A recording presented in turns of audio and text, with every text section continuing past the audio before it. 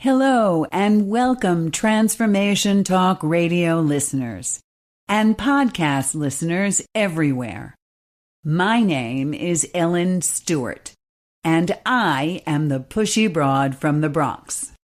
She's the pushy broad from the Bronx, New York.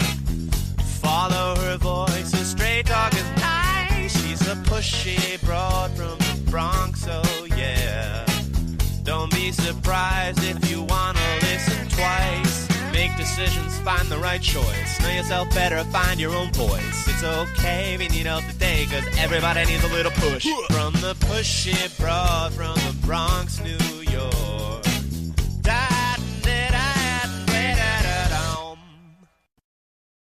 Welcome, Transformation Talk Radio listeners. My name is Ellen Stewart, and I am the pushy broad from the Bronx. This weekly show airs every Wednesday on Transformation Talk Radio and podcast stations everywhere at 2 p.m. Pacific, 5 p.m. Eastern. Welcome to Women Who Push for More. This is where I interview enterprising, self-aware, and confident women who strive to achieve more in every aspect of their lives and have learned to never settle for less than they are worth. Inspiring and empowering stories of true pushy broads whose strength and courage makes us all want to be women who push for more. I'm delighted today to be with a woman who really is my best hope of showing you what a woman who pushes for more is really all about. I want to interview, and I'm going to do a little bio on her very, very briefly before I let her say hello. This is Debra K. Debra K is the CEO and CMO and founder of Well World TV. She is an Emmy-nominated TV producer who currently has two shows, Senior Moments and The Journey into Wellbeing, airing on PBS. She's a keynote speaker, a published author, and a television host. Women Who Push for More and the Pushy Broad from the Bronx is very proud and happy to have a conversation with Debra K. How are you? Good. I love one pushy broad to another. Push, push, push. I love it. I'm good. I know exactly who to pick to be on the air, and I really do. And we were talking about this before. I put out a general post to people in many different groups across the Facebook land and Instagram land and Twitter land about the fact that I was very interested in hearing from women who, number one, could identify as a pushy broad, and number two, could identify as a woman who pushed for more. And your producer kind of got in touch with my producer, and that's how this happened. That's how the magic happened. I was just in our pre-conversation, I was thinking how proud you must be to just be able to have these type of conversations all over the world with women who are just clear on their purpose. They're doing what they're supposed to do, and they're trying to make a change in the world, which is exactly what you're doing. And not only that, but some of these women are breathtaking and exciting and amazing. And they're all different ages, Debra. I've got this 24-year-old who just backpacked the world, who lived in the indigenous tribes all over the world, rode reindeers, amazing stuff. I'm so thrilled and honored because I learned so much by every single woman that I interview, and it's truly inspiring to me. I'm sure your guests learn just as much from you. It's like sometimes we never see the miracles that we help evoke in other people's lives. So I'm sure that's very reciprocated. I really do believe that. And especially this time of our lives with what's going on in the world, women need to be empowered and inspired because I think we're really taking on a great deal. Yes. So let's talk about Debra, and let's talk a little bit about Debra's beginnings, because I know you've got some great stories to tell. So we go all the way back to the University of Florida? Where do you want to take this? How far back do you want to go? Well, yeah, I think that, it's people kind of look at where you're at in life and they're like, wow, she's achieved all this success and, life must be easy. And, when I look back, there's been key pivotal moments. Not all of them were painful, but some of them were actually very painful experience that caused a crack or caused something to shift or caused a seed to be planted that you don't see it necessarily in the moment, but you see it in hindsight. And, I've traveled the earth over 50 times. And so I do have some reflection time where I can go back. So I can take you back to, very critical moments that have placed me where I'm at today. And they were uncomfortable. I was a corporate business executive. I was a female climbing the corporate ladder in a male dominated work environment. And talk about pushy. That's the only way I could be successful, is to push and take on more and show up earlier and do work harder. And I was always the lowest titled and the lowest paid in the room. And the cost of that was the higher that I went on the corporate ladder, the lower my health tanked, because I was making lifestyle decisions that supported my career, but they weren't supporting my spiritual evolvement, my mental health and wellness, and my physical body. So I face planted in a doctor's office, and, I had all sorts of problems. Probably a lot of your listeners who are in that corporate grind understand they have, your gut constantly burns because you're not making good food decisions. You're gaining weight because you're sitting at your desk all day. You can't sleep. All these things contribute to face planning. So I ended up in the doctor's office. About how old are we talking here? How old were you? I would say this was about 13 years ago. So I was about 40. So I was, between the ages of 38 to 42 when I was at the peak of my corporate career and paying the cost through my lifestyle decisions. And then you kind of had an epiphany. You mentioned to me a few minutes ago that for you, pushy and having pivotal moments came out of reflections of crises. Yes. Something happened to make it a pivotal turning point for you. And sometimes that does happen for us. Sometimes the epiphany moment is something where you've kind of walked in the light. But what you said to me is you've had to go through the darkness in order to get through the light. Right. Yeah, there's been times I felt like I had to put on my, my high, tall waders and get through the muck so that I could figure out what epiphany was waiting for me. Because when things are great, when things are rolling and everything seems to be easy, you don't really have that opportunity to see what's stuck or what's still in shadow inside of yourself. So what you're saying is you spent all this time in the corporate world realizing that it took you forever to get ahead because you were in a man's world for sure. Mm-hmm. You had to work twice as hard for less money for anything that you did. And then your health began to fail. So what was the darkness then that made you pivot? So one of the critical moments that I see now clearly is when I went to the doctor's office and I was listing all my host of complaints. He was taking notes. So he was, okay, what else you got? What else you got? And I thought he was taking notes on my conditions. And the second I stopped talking, he rips out of his pad and hands me 5 prescriptions. And I was like, wait a sec. I mean, I literally felt like I had been punched. He didn't ask me about, exercise and nutrition and lifestyle choices. And one of the critical moments was when he said, oh, and I'm going to go ahead and prescribe you an antidepressant because I think you need that. And I was like, I'm a pretty upbeat, optimistic, hardworking type A person. I wasn't depressed. I was like overwhelmed. And I just envisioned millions of people like me marching into the doctor's office and then beginning their march to the pharmacy. And so I was like, I handed him back every prescription. I said, no, thanks. I think there's a different way. But what was planted in me at that moment was a critical seed to where I am today, which is I now held the desire to educate people that there were other choices to consider along with pharmaceuticals and surgery. One of the number one addictions in this country, as we know, is addiction to medication, either pain medication or the abuse of the anti-anxiety or the antidepressant drugs in this country. The key answer is just like you said, to go into a general practitioner or an internist, your regular doctor, sit down and say, I'm stressed, I'm overwhelmed, I'm this, I'm that, I'm this, I'm that. And with everything else that the doctor is giving you, it's very easy for him to prescribe either an anti-anxiety or antidepressant medication, which most people believe they should be taking simply because it comes from the doctor. So if the doctor writes you a prescription, you think, oh, that's the solution because he's an expert. And I was the type that would question that, and so I wanted other people to question that. And I'm not anti-medication. I mean, I've taken medications. I've had a full hysterectomy. So I do surgery when I have to. I just believe that there's all sorts of ways to be well, including doing like what you're doing, which is following your passion and your purpose, because that's helps with your overall sense of well-being, not just take a pill and everything's better.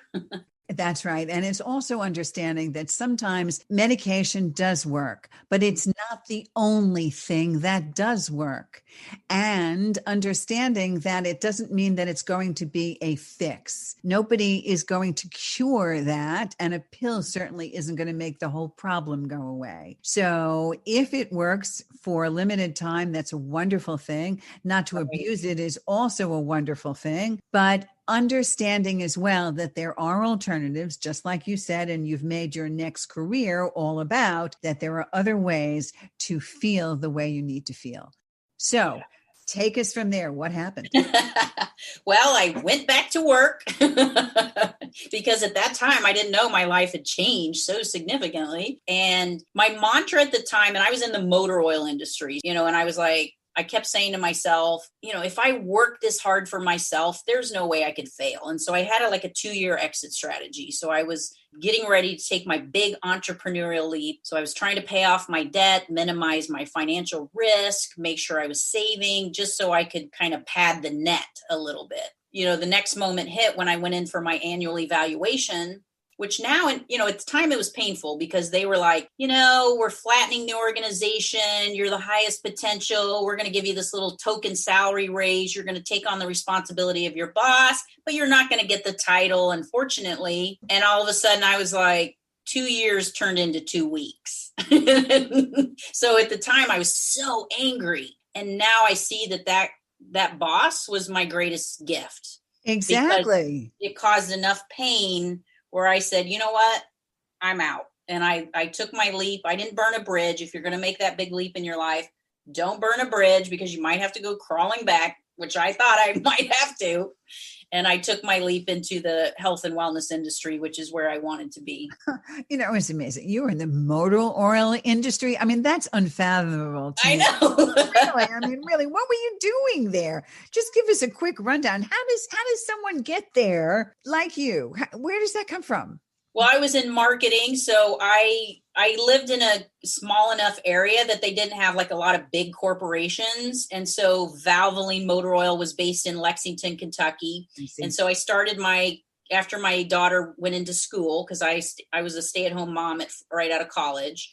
And then I started my corporate climb. So I started at a TV station. I went to work for a hockey team. And then I went to work for a banking education program, and then Valvoline Motor Oil, and that was like the big guy in the town. If you worked for Valvoline, you were set. I had a nice salary, I had nice benefits, I had the corporate job. But, at the end of the day, I was like, do I really want my legacy at the end of my life to be that I help people have really fast oil changes? Not that that's bad. It's not bad. I mean, everybody needs a nice, efficient, low pressure oil change, but I didn't want that to be my legacy. We're going to see how Debra K continues her journey as a woman who pushes for more when we come back. Are you ready to transform and empower your life by changing the way you think, feel, and act? Then it's time to schedule a coaching call appointment with me, Ellen Stewart, Pushy Broad from the Bronx, certified empowerment coach and recovery coach.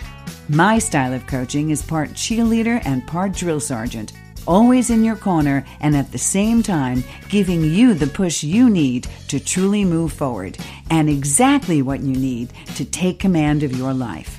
If you are ready for the Pushy Broad from the Bronx, I am ready for you. Visit my website, pushybroadfromthebronx.com, and click on the link that says one-on-one coaching. Make an appointment today. This is Ellen Stewart, Pushy Broad from the Bronx. Welcome back to my show, Women Who Push for More. I'm having a conversation with Debra K, CEO and founder of Well World TV.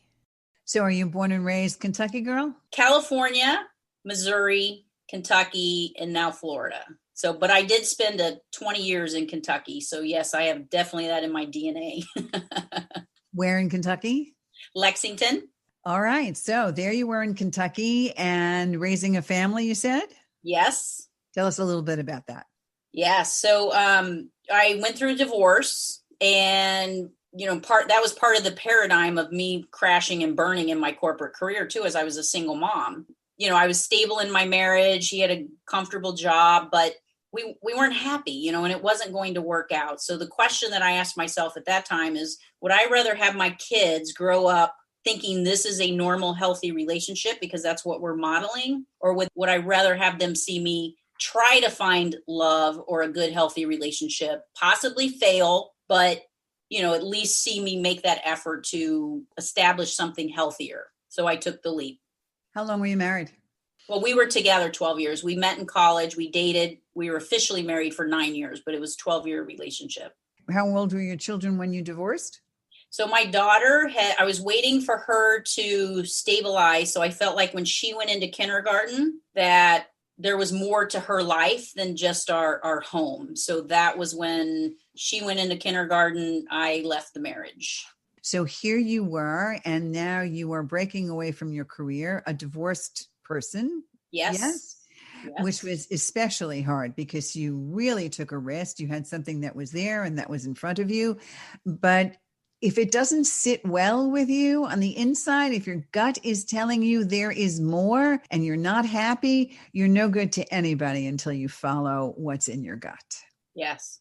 Well, that's critical. I think what you just said is so important because as women in particular, we think the more energy that we put outside ourselves to help our children, help our parents, help our spouse, help our boyfriend, whatever it is, that we're being a good person. But honestly, we're giving just a percentage of ourselves, because if we're sacrificing our happiness, our purpose, our passion, our ability to positively impact people is diminished. Like if I had one message for women, it would be pull in that energy, become the most evolved version and brilliant version of yourself, because when you do that, your positive impact to those people that love you and the world in whole is going to be so much bigger.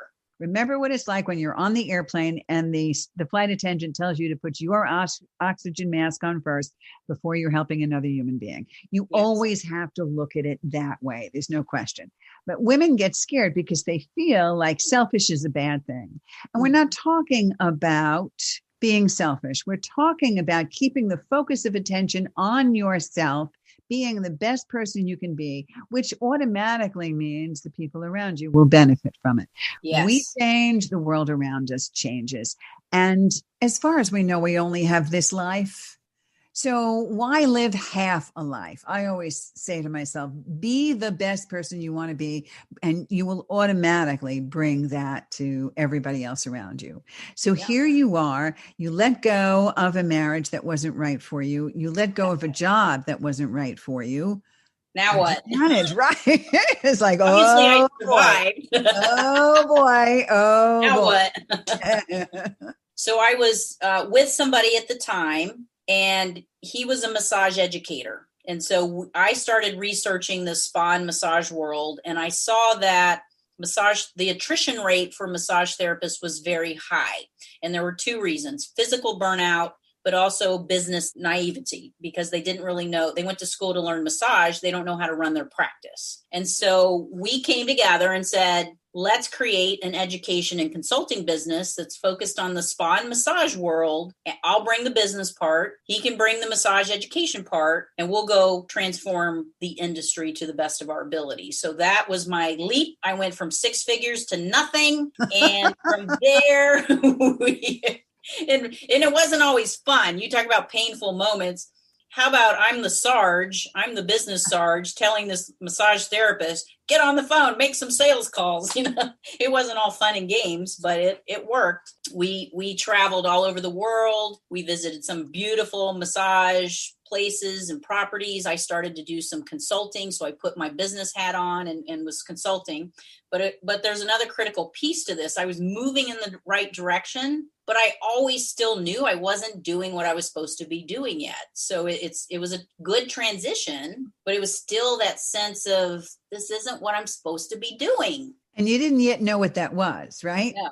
That's another thing that women have to understand. We only have to start moving in the direction. Yes, exactly. We don't always have to know where we're going to end up. Because women like to plan. I need to know what's going to happen tomorrow. And I need to know what's going to happen the next day. And what's going to happen 5 years from now. And what happens if this happens? And what happens if that happens? Right? We cannot plan that way. All we know is what we can do, what's right in front of us, and what's actually going to work. Okay, next critical moment, and everybody will appreciate this because I'm guessing it impacted a lot of people. So, Oprah Winfrey, right? Oprah Winfrey. I might have heard of her. I'm right? not sure. Yeah. She made the announcement, if you remember this, in like 2010, 2011, that she was leaving her talk show and she was going to start a new network called OWN. Yes. And on her talk show, she said, hey guys, if you have an idea for a TV show, send it in. Send in your idea because we're looking for a reality TV show to place on my new network. And so in that moment, that dream, that desire that was initially seated at the doctor's office now transitioned into a sense of, if I was a TV show host, what would I do? Well, I would travel the world. I would interview acupuncturists and chiropractors and different cultures about how they stay well so that I can share that in a bigger way. And so that was another key moment, which hopefully I get to tell her in person someday, that she transformed my life like that, because I didn't have it all mapped out. I had never produced a TV show. I had never had on-camera training. And somehow I'm like, I'm going to do a TV show. So that's what I did. I started to, there's steps. You don't, like, I have 3 TV shows. Well, it doesn't just happen, like that, like that's too big. So literally, if you think like, okay, what's the next step? Well, let me talk to some camera people. Let me talk to a production crew. Let me go talk to somebody who's produced a TV show. Like, those are just the little baby steps you have to take that start to push you in the right direction. So those are the steps that I took initially. So obviously, OWN accepted you into their network of shows? Well, interestingly enough, I was so busy, I never submitted the show concept for her contest. But I had one loose connection to the OWN network. So fast forward a little bit, I had created the show called Journey into Wellbeing. So I had a one-pager, which you have to develop a one-pager that outlines what it is. And then I had a demo reel. So it was like 3 to 5 minutes of me on camera, interviewing different people, demonstrating what the show is. And my connection sent a query to the OWN network, and they accepted it and said, fly to Los Angeles, come into our station, and we'll let you pitch it to our program director. So I hopped on a plane, I flew to Los Angeles, and here I was, middle-aged, going on camera for the first time, pitching my show to the OWN network. That was 2011. I'm still waiting for a call back. So, so no, they didn't pick up the show, but just moments like that, like I couldn't believe I was in the OWN network. I was like, you walk in the door and you're like, how does this happen? Like, how am I here and pitching a TV show? Like, to me, that was so crazy. Right. But besides the fact that, first of all, it was the epiphany moment for you because you turned around and said, wow, there it is. Somebody's asking for exactly what I want to do. Right. I didn't know, but then there it was. It's almost like, I love it because it's almost like a God thing that all of a sudden what you want is right there. Yes. So then you go pitch and then you go do, and then you get to the point where you actually get to fly out to LA and walk in to the OWN network. I still can't believe it. In itself it's an I'm fainting moment. Okay. It's like, I can't believe it. Please pinch me to see if I'm really alive. But then when you didn't get the call, for some women, it might have been enough. Right. It might have been, well, okay, can't do it. Not good enough. The OWN people don't want me. Right. Right. That could easily be the case. Yeah. And now I'm just going to go do what I was doing before and put my dream kind of, back in the box, and that's it. But you didn't do that. That makes you a woman who pushes for more? Where to go from there? I think your audience will resonate with this because, we often, we're our own worst critic. Like when you think about why haven't I reached my goals or why haven't I done that? It's easy to blame, oh, well, I'm a mom or, my husband is whatever. He's got problems, But at the end of the day, we put up most of our own roadblocks. Like we will sabotage. We will make excuses. We put up roadblocks. And so when I was getting ready to go on camera for the demo reel that I was shooting, I remember waking up at 4:00 in the morning and my critical voice was in overdrive, beating the hell out of me, saying, why are you think you can go on camera? You're too old. You should have lost 20 pounds because the camera's going to add 10 and you're going to look like a pudgy, middle-aged ding dong, who's like, who are you to do this? Like, who do you think you are that you can do this? And it just beating me up over and over and over again. I had a camera crew scheduled. I had booked my interviews at a gym and at the park and, different things. And I was like, oh my God, what have I done? And there was a moment of silence. And what you said, that like something bigger comes in on occasion. I heard another voice that said, if you believe that this has the power to positively change and impact people's lives, who are you to not show up? And it was like, talk about moments. That was a lightning bolt moment that shot down my spine. And I was like, I have to show up. Like, I have to show up. Like, if I believe in this, nobody's going to show up for me. Nobody's going to save me. Nobody's going to make me good on camera. I may stink. I don't know. But if I don't go in and give it 100%, I have not given this opportunity a chance. And we sabotage. We will make ourselves small. We will sabotage. And, I look at that early footage and I cringe a little bit because it's not perfect, but I'm also really proud because I know I showed up. I completely understand what you're saying. We get what's known as the imposter syndrome. I cannot possibly do this because I don't know if I'm good enough. I don't know if my credentials are good enough. I don't know if I'm worthy, all of those things. Like you said, I don't know if I'm smart enough, tall enough, skinny enough, young enough, whatever it is. We'll find a myriad of ways to tell ourselves, don't do it. We're not good enough. Yes. But then something does take over, just like you said. Yeah. And sometimes it's a purpose greater than ourselves.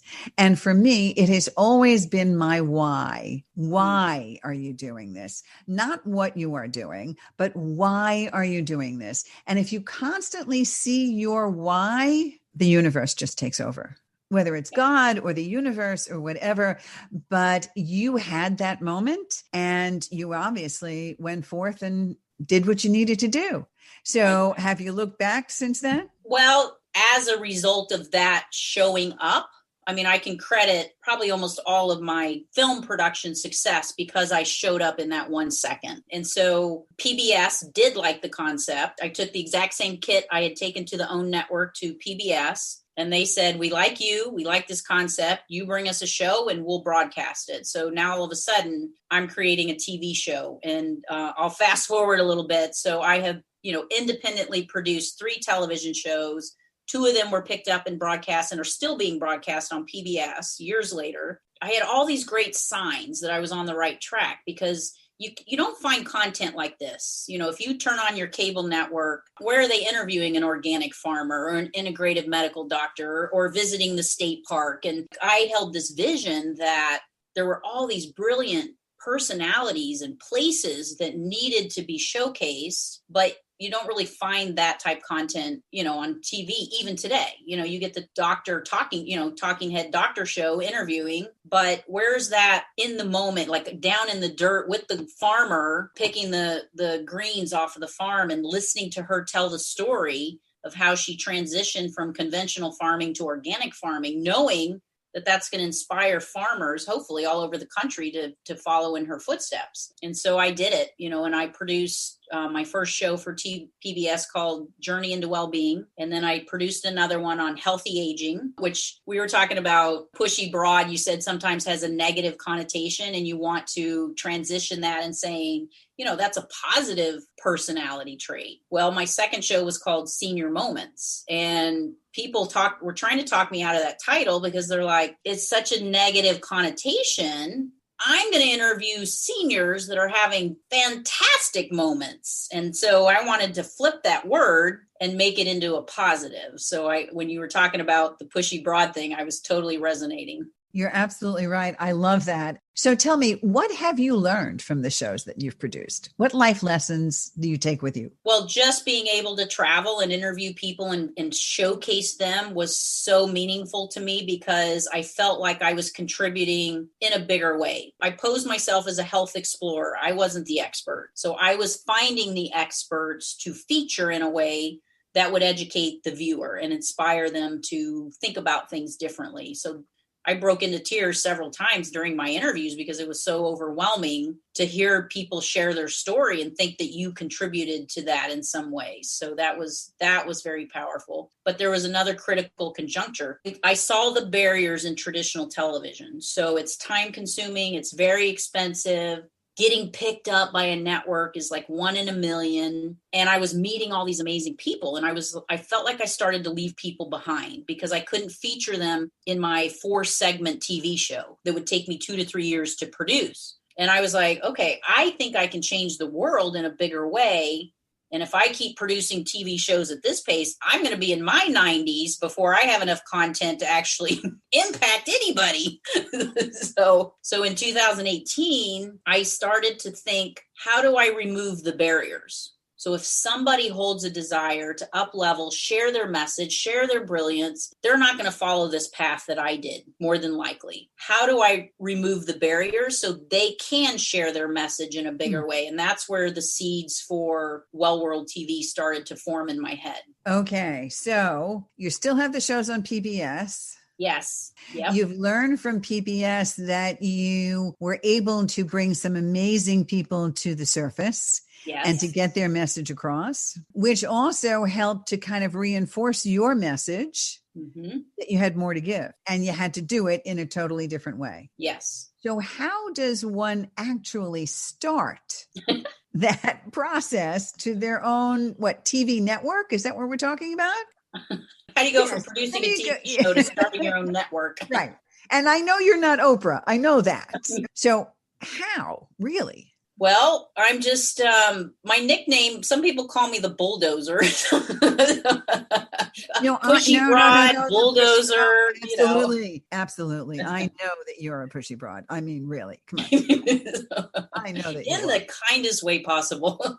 Well, look, I'm changing the whole dictionary definition. So it's the highest compliment I could possibly pay you, one pushy broad to the other. So go ahead. Well, the cool thing about the modern world of media, because I was very entrenched in traditional media, is that whole landscape is changing. So with the launch of Facebook and Instagram and Twitter and LinkedIn and all of these platforms, I knew, and this was just 2 years ago, that if somebody held that desire to share a message in a bigger way, the gateway was social media.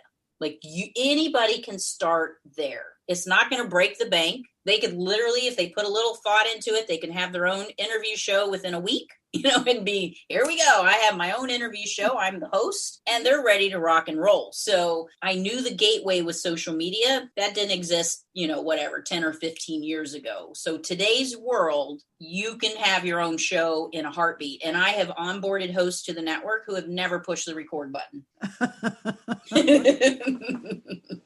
And they're a little rough to start.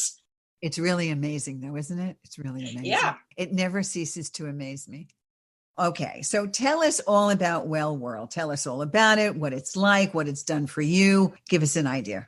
Well, I think, for those who are listening and really have dreamt about bringing their dream to life and making a career of it, because that's an important mix. Like, a lot of us have passion and purpose, but we do it as a side hobby. I did that for a long time. When the concept for Well World TV started to solidify in my head, it was the first time in my entire life where I felt like I knew exactly what I was supposed to do. So I was fully aligned that finally, after 51 years, this is it. Once you're that clear and your gaze is elevated, your intentions are bigger, it's hard to quit. It's not easy. Like when you're creating something from nothing, you're going to have roadblocks. You're going to have side rails. You're going to have, days where you don't want to get out of bed because it's exhausting. But you're so clear that you do. You get up and you keep going and you keep moving forward. So for me, I knew that online was going to be really important. So I built a website, wellworld.tv. That's the hub.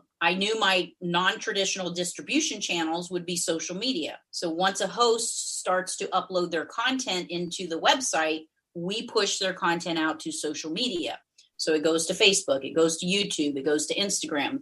That's not a traditional network's way of distributing their programming. You know, they're used to doing it, turning on your TV, you have a TV show, and there you go. I'm trying to corral it in the social realm first. And then the next space that's really exciting and should be exciting for you and also for your viewers is what's called over-the-top programming. So now you can bypass your cable network with these smart televisions and go search and find content of interest. So that it's on Roku TV, Fire TV, Amazon TV, Apple TVs, like all of those televisions allow you the ability to not just watch your cable, go find good content. And so all of these networks are popping up as we speak. I partnered with somebody called Glued TV, and I mean, they have a contract with Samsung, and they're looking for good quality episodic type television content. But the exciting thing is you don't have to pay $40,000 to $50,000 to get a 22-minute episode. You could pay a couple $100, you know, and have an episode that's now in over 4 million households. So that is the second phase to Well World TV, is starting to get my hosts out of the social realm and into higher level content that's now being distributed through that OTT space, which is the future. Amazing. So how successful is Well World TV? When did it start and how successful is it?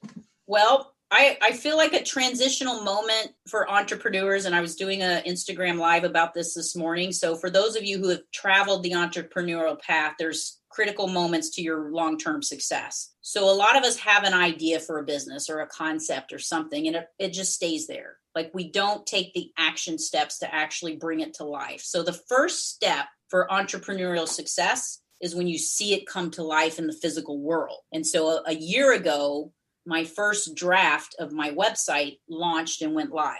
And it was more of a placeholder, like this is the concept, this is what it's going to look like. I had onboarded some hosts, I had some content, but really it was just like just a physical representation. And then 2 weeks ago, my brand new website launched, and it is completely different. So it's like YouTube. You know, you can, once I onboard a host, they're able to go on the back end, upload their episodes, their graphics. They have it's much aesthetically more beautiful than YouTube, but it gives them that customized, I'm a host on Well World TV sort of VIP sense of having their content housed there. And so I feel like, to answer your original question, I feel like I'm in my toddler phase. I'm not running a marathon yet. I'm still, in that early phase. Right now, what I'm looking for is great content, because before I can attract a lot of viewers, I have to have good content. So I'm really developing content creators and starting to get content going. I have about 13 series and about 10 hosts that are uploading their content as we speak, and we'll see those kind of come to life over the website over the next month. So this is where your calling is. This is what you have found. Yes. And this is what you see doing till I'm 95 years old. Till you're 95 years old.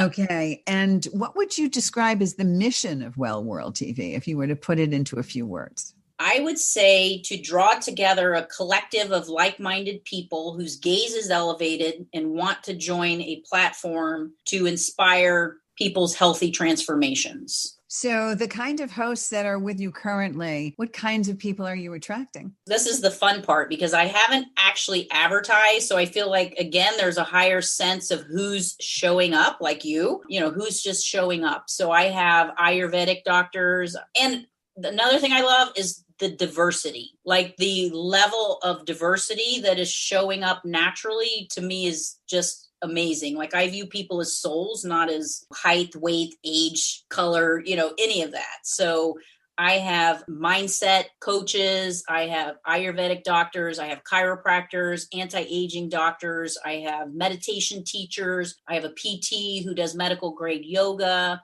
business coaches, having conversations with supplement companies, like people that are proponents for CBD.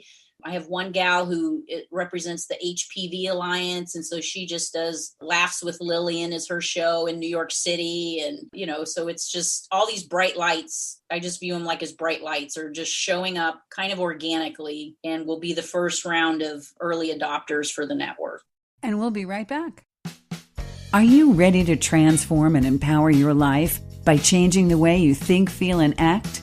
Then it's time to schedule a coaching call appointment with me, Ellen Stewart, Pushy Broad from the Bronx, certified empowerment coach and recovery coach.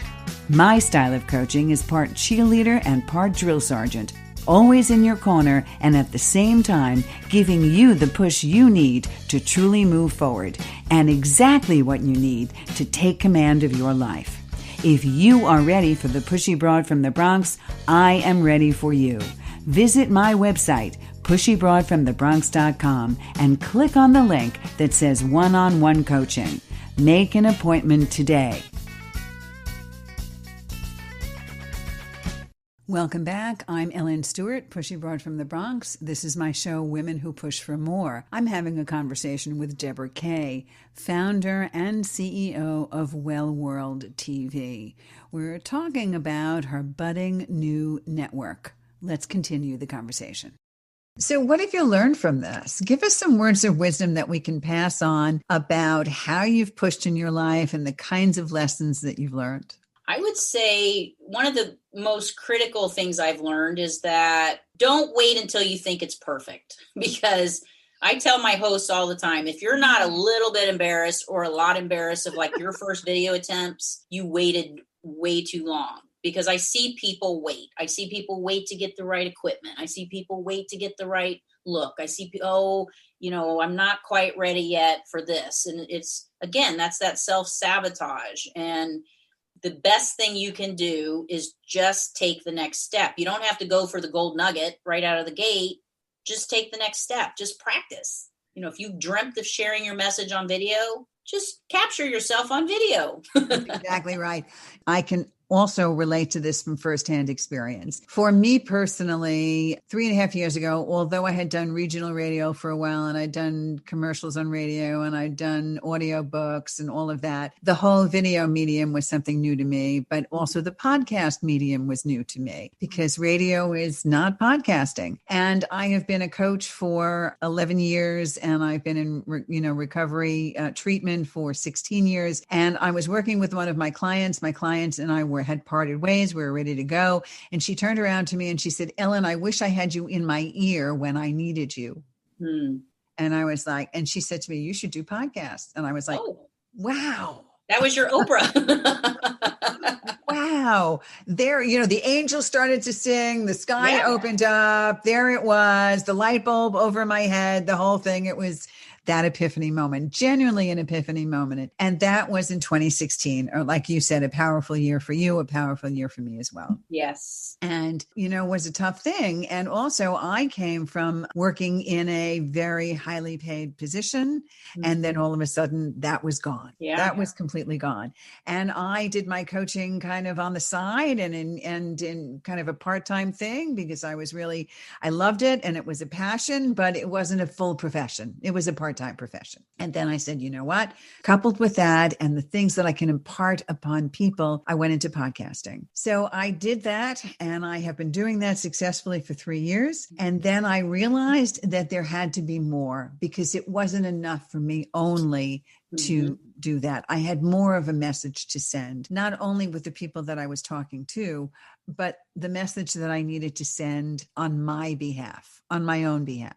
Just like you need to send a message when you bring people in. Well World is a message that you have sent on your own behalf. And that for me was the idea that a pushy broad is somebody that needs to be proud of who she is. always proud of who she is, which is why for me, the word pushy means powerful and unafraid, self-aware, hardworking, young at heart female, which I know you can relate to. I love that. And having that and showing people and opening it up to other women who are resonating with it and having a chance for people to see you, because the TV medium, the video medium makes the greatest impact. No matter what, it makes the greatest impact. So if you get the word out there and you get that feeling out there, it's a wonderful thing. But still, as you get closer to your actual dream, you get scared to death. Right. And it's being actualized. Right. Right? It's like, oh my goodness, it's so big. I've actually dreamt this in my head. And now this dream is now a reality, right? Just like you said when you went through that Oprah thing, oh my God, I can't do it. I don't know if I can do it or whatever. And that's how people feel on the eve of making that happen, right? Like the eve of walking down the aisle or the eve of buying a new house or right. Oh my God. So you just think of yourself at the edge of the pool on the diving board with your toes at the edge, right? Exactly. At least holding your breath, closing your eyes, and knowing, if nothing else, that you can swim. Just knowing you can swim. Yep. And then taking the plunge. It took me a year to launch the actual podcast because of the fear that you talked about. I needed to be perfect. I need to make an excuse. It has to be the right thing. It has to be this. It is only our self-sabotage that makes it where we need it to be perfect. So I completely relate to what people are saying. What else can you tell us? What else have you learned? Well, if you don't mind, I'll kind of share the story from 2016 when I was producing my second television show. So the concept for Senior Moments started to, land in my head around I wanted to do a show on healthy aging. And so I had already put some production on the calendar. One of my dreams was to tell the founding of the spa industry. So I had already scheduled a trip in July to Rancho La Puerta so I could interview the 95-year-old godmother of the spa industry, Debra K. And, you have to schedule that stuff pretty far in advance. Well, on February 15th, I was in Fort Lauderdale at a speaking conference, and I got word that my father had taken his own life. And for me, that began what I consider probably the worst year of my life. So my father, made that decision. I made peace with that over time, but I also had to navigate a horrific estate situation, no will, and just I was the executor. And so it was like, in my opinion, it was like one bad thing after the next. I lost a pet. We were evacuating for a hurricane in the fall, and my cat passed away. She was my soulmate for 17 years. And I was like, if I did not have this show booked, I would just crawl in a cave, be depressed, eat a lot of crackers, and not show my head until I felt better. And I couldn't. I didn't have a choice. So I traveled and went ahead and facilitated the production for my TV show, including telling the story of Debra K and the founding of Rancho La Puerta. And I went to the Mayo Clinic.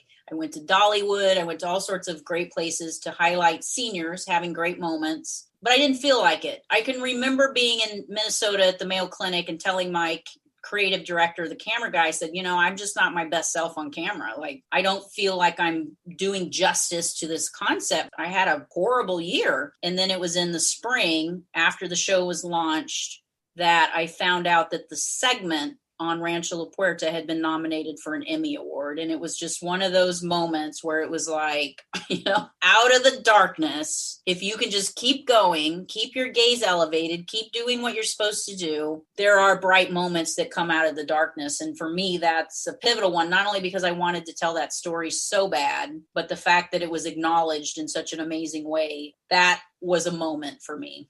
Absolutely. It becomes validation. It becomes a message that you're on the right path and you're doing the right thing, because the universe has a way of telling you by rewarding you, by showing you how many people you have affected and how wonderful it was that you did that.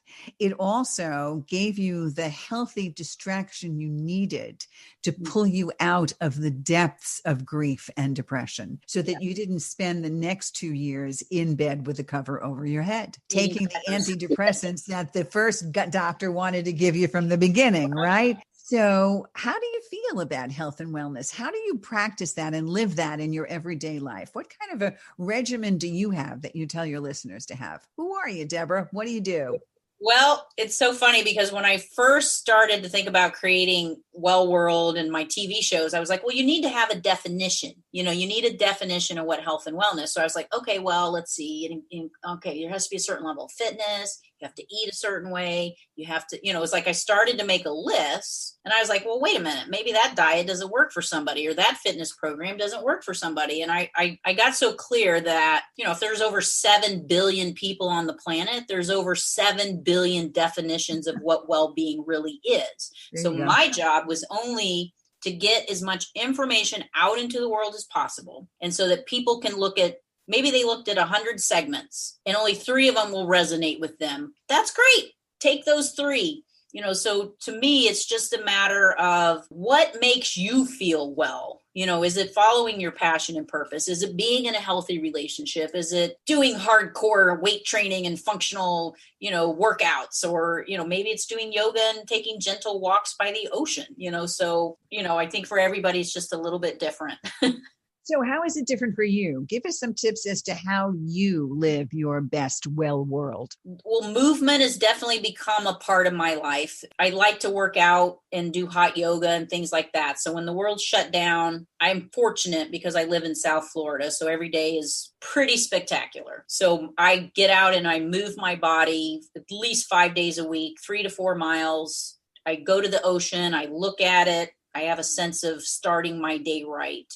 I have a kind of morning rituals. I don't jump out of bed and just get to work. I like to make a really great cup of coffee. Maybe that's not on everybody's well-being plan. I love it. Makes my day right. And then I try to do a little reading and just put a little space before I jump into the workday. Because I feel like I'm aligned to what I'm supposed to do, I don't feel like I'm working necessarily. So I don't feel like I'm sacrificing my time at a job because I feel like I'm doing what I'm supposed to be doing. So that's a big part of, feeling well and being able to navigate the ups and downs. I have a lot of connections. I don't have a lot of maybe intimate relationships. So those are the ones that I really put a lot of value on. I have a little grandson who's 2.5 years old. That little boy is everything. Those are the components of my wellness.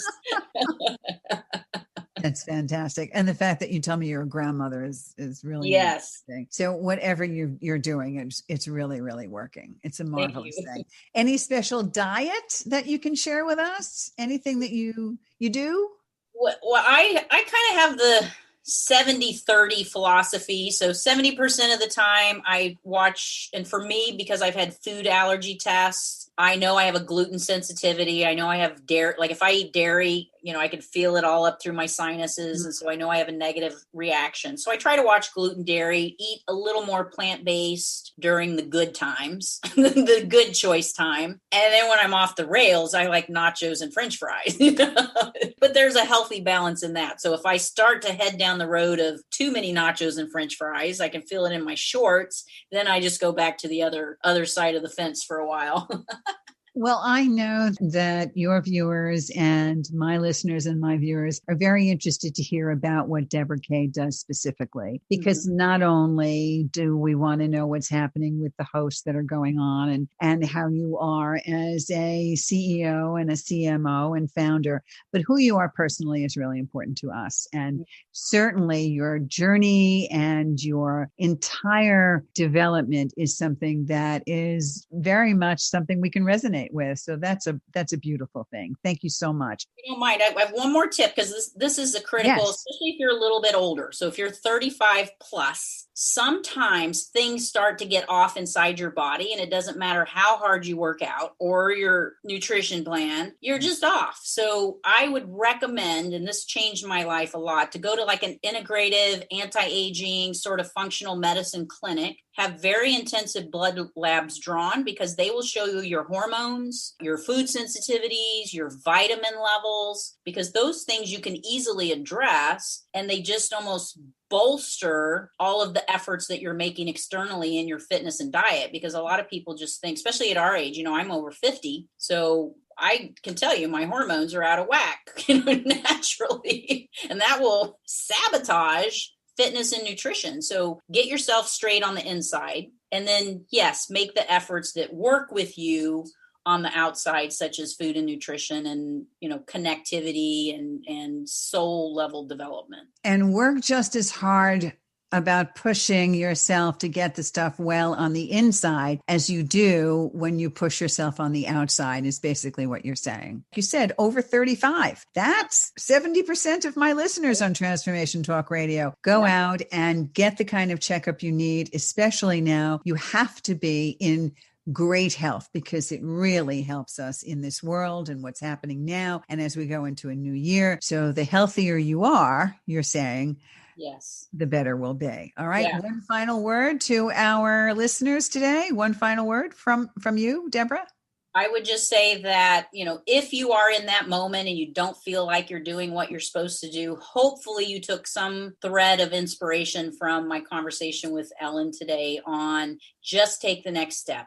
You don't have to launch the art studio tomorrow, but just take the next step to really explore something that will move you in that direction, because you'll be surprised at the energy and support that when you're on the right track will bolster your actions. Debra K, it has been a pleasure. Thank you so much for being a pushy broad and a woman who pushes for more. Thank you. Thank you. And you're an incredible interviewer. Thank you. Thank you so much. This is Ellen Stewart, the pushy broad from the Bronx, saying thanks for listening. And remember, everybody needs a little push. From the pushy broad from the Bronx, New York.